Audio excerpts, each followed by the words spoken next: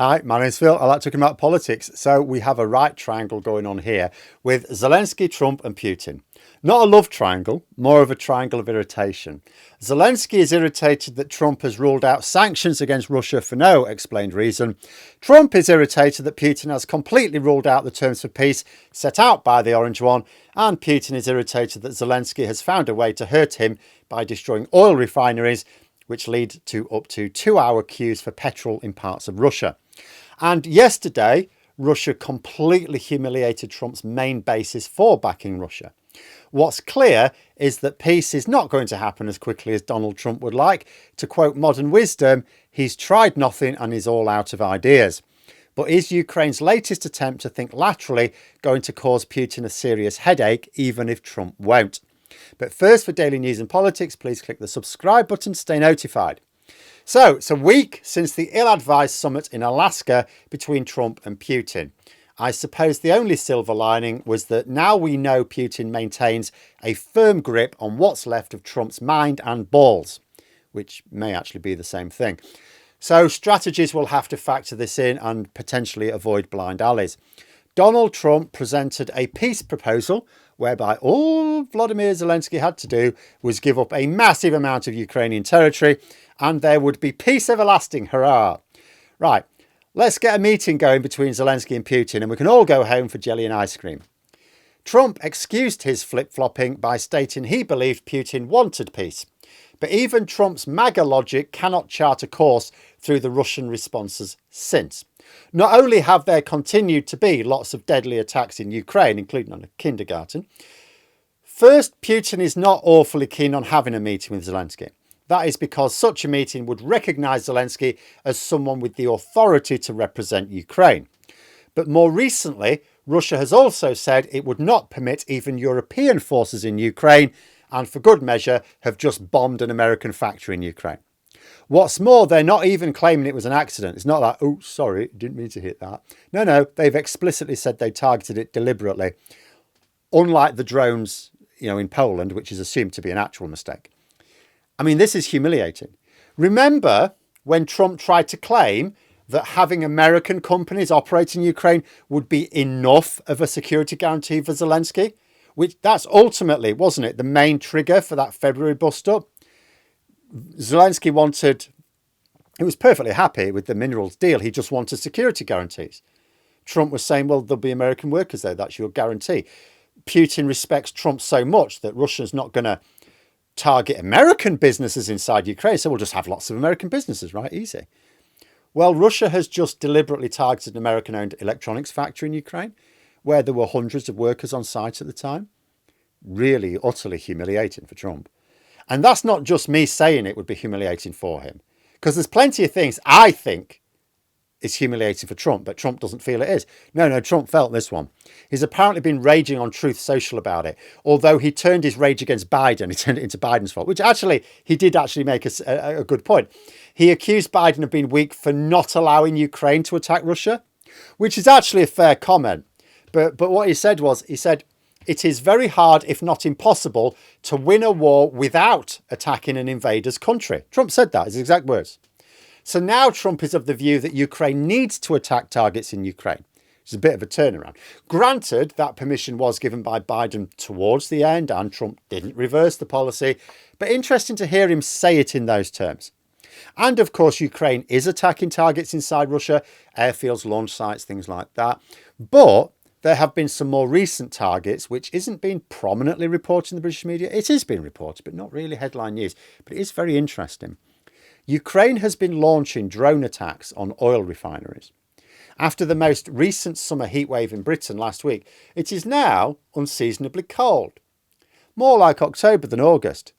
But it's nice and toasty warm around parts of Russia because their oil refineries are on fire. This has had the effect of creating huge queues for petrol in parts of Russia, as a lot of petrol stations have just run dry. There's lots of reports of out of order signs. I saw reports of up to 2-hour queues to get petrol. Now, for a population whose standard of living has taken a mighty beating since the 2022 full-scale invasion, and now they can't even get petrol to go to the store to buy the food that isn't there. That is quite a cunning move by Ukraine. They can't just repel the invasion as such. After 3.5 years, neither Russia nor Ukraine have been able to forge a decisive military victory. So strategically, Ukraine are needing to do something else. They can't change Putin's mind. They can't appeal to Putin, right? His power depends on victory here. This is what I was talking about recently about what Macron is saying about Russia being this predator now. It's like they can't actually agree a peace. Their whole regime depends on constant war. It's not possible for Putin to cancel the invasion and remain in charge. But is it possible to trigger regime change from within Russia? Now, that would be difficult, but they would at the very least have to turn the public and the political power base against Putin. Zelensky's preferred means of doing so would, of course, be the mighty USA exerting major economic sanctions. But this isn't happening. Some suggest Putin has compromise on Trump, way worse than the video of Russian hookers doing unspeakable things. Others think it's just that Trump is afraid of Putin's threats of nuclear war. But whatever the hold is based on, it's clear that Trump is in Putin's pocket in many ways. Not completely subservient, because we've seen Trump's explosions of rage against Putin for making the orange one look weak and stupid. And he is supplying Ukraine with weapons on whatever basis. But there's clearly enough of a hold to stop Trump actually following through with the sanctions. And although we can't be certain, maybe it's safe to assume that this is going to be the case for a long time. Putin has been unable to stop, as I say, Trump supplying weapons to Ukraine, albeit paid for by Europe, but he continues to stop action that would really squeeze Russia. If their oil exports are hit, Russia is knackered. The economy is already pretty dire. People are seeing their standard of living fall in real time. Presumably, Putin keeps a lid on dissatisfaction by claiming that Russia is fighting a defensive rather than offensive war. After all, you will put up with privations if your country faces an existential threat, because not a lot the government can do about that other than fight it. But how much will Russians take when they must know somebody has not actually tried invading them, except that one time when Wagner did for a bit, but those were Russians anyway. Hitting oil refineries is causing material harm to Russian standard of living. It's a visible sign of problems caused by the war. But more than that, it is itself a hit to the Russian economy, reduces internal sales of fuel.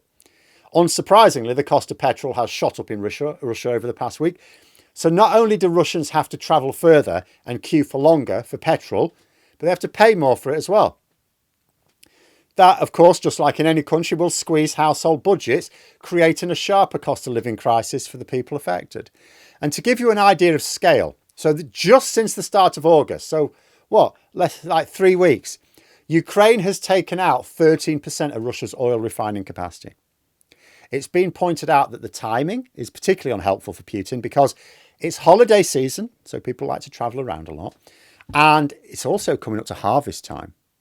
It's an example of how Ukraine are thinking creatively about ways to disrupt Putin when direct military might is not enough. Take the war to people in Russia without actually breaking international laws. Straight out of Sun Tzu's Art of War, really, isn't it? The guerrilla tactics used when you can't win a pitched battle. And the thinking is likely to be, well, if the USA won't hit Russia's energy sector with sanctions, we'll just do it ourselves. Meanwhile, Trump has been utterly humiliated by Russia's refusal to meet with Zelensky, agree to a European security force in Ukraine, and bombing an American factory. It's like Russia is working harder than anyone to undermine Trump's reasons for supporting Russia. In isolation, it sounds like a mad thing for the Kremlin to do, but it's probably reasonable to suppose they have such high confidence that Trump is being kept at bay by whatever kryptonite they've used against him in Alaska, because Trump's body language after that meeting with Putin was not one of confidence. Trump went into that summit demanding a ceasefire and threatening sanctions. He came out of it, tail very visibly between his legs, saying there would be no ceasefire and there'll be no sanctions either. Russia have Trump by the balls, and it's like they're loving the fact they can make him look ridiculous without fear of reprisals. Of course, this may mean that Europe have to keep pushing their own sanctions, despite obstacles from Hungary and Slovakia. But although Trump has been humiliated by Russia, Putin's been humiliated by Ukraine. He cannot even protect the oil refineries, which are so essential to the lives of Russian citizens and their own economy. And they weren't threatened before the invasion of Ukraine. Any leader who cannot protect their public will come under pressure. But that pressure is way greater when you model yourself as a strongman leader. But let me know what you think in the comments below. And for more content, you could subscribe to the channel or even join for access to streams and behind the scenes updates. Thanks for watching, and until next time, I'll see you later.